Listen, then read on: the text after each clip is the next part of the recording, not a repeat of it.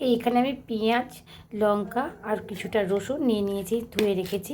আর ঠিক সিমগুলো এরকম দু চালা করে কেটে নিয়ে ধুয়ে নিয়েছি। কড়া গরম হয়ে গেলে বেশ কিছুটা তেল দিতে হবে। তেলটা আমি সব দিকে করে নিলাম। এবার আমি সিমগুলো দিয়ে দেবো।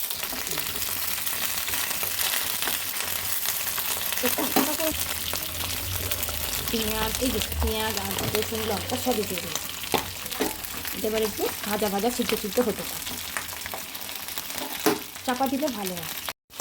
মাঝে মধ্যে একটু করে এরকমভাবে উল্টিয়ে দিতে হবে, তাহলে সবটাতেই ভালো করে সিদ্ধ হবে। ভালো উল্টিয়ে উল্টিয়ে সবগুলো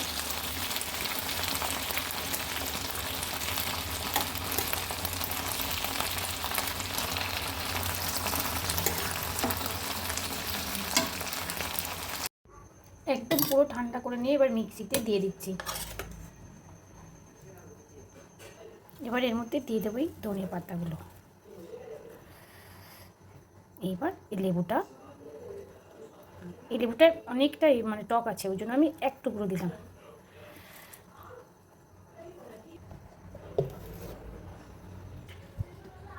এই দেখুন,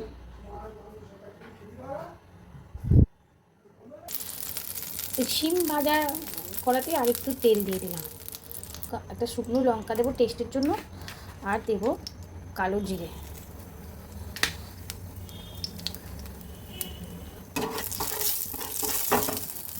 এবার এই পেস্টটা মধ্যে দিয়ে দেবো। এবার এর মধ্যে আমি দেব নুন, আর দেবো অল্প পরিমাণে একটু জিরে গুঁড়ো। ব্যাস এবার এটাকে ভালো করে নাড়তে থাকতে হবে, জলটা শুকিয়ে যাওয়া পর্যন্ত।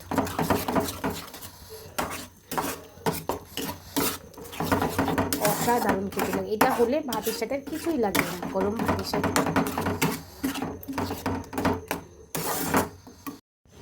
এবার আমি একটু বাতাসা গুঁড়ো করে দেবো। এটা আপনাদের পছন্দের ব্যাপার, আপনারা দিতেও পারেন নাও পারেন মিষ্টিটা। আমি একটু দিলাম টেস্টের জন্য। এই সঙ্গে গরম গরম রুটি, আর এই হলো স্পেশাল শিম ভর্তা। চলুন বাবার রিয়াকশনটা দেখা যাক। এ দেখো তোমার জন্য আজ রাতে কি বানিয়েছি, দেখো।